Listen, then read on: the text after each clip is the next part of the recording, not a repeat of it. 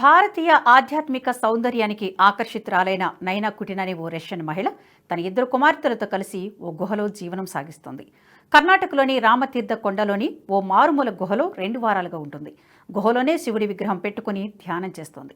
ఇటీవల గుహ ప్రాంతంలో కొండ చర్యలు విరిగి పడడంతో గోకర్ణ పోలీసులు పెట్రోలింగ్ నిర్వహించగా ఈ విషయం వెలుగు చూసింది. ఒక గుహ బయట దుస్తులు ఉండడాన్ని గమనించిన పోలీసులు పైకి వెళ్లి చూడగా గుహలో ఒక మహిళ, 2 చిన్నారులు కనిపించడంతో ఆశ్చర్యానికి లోనయ్యారు.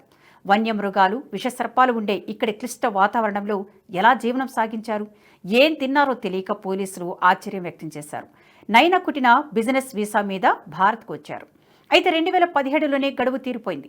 అప్పటి నుంచి ఇంతకాలం ఆమె ఎక్కడ ఉందనేది తెలియనప్పటికీ హిందుత్వం పట్ల ఆకర్షితురాలై గోవా నుంచి గోకర్ణకు వచ్చినప్పుడు అక్కడి పర్వత ప్రాంతంలోని ప్రదేశాన్ని చూసి ముగ్ధురాలైనట్లు భావిస్తున్నారు.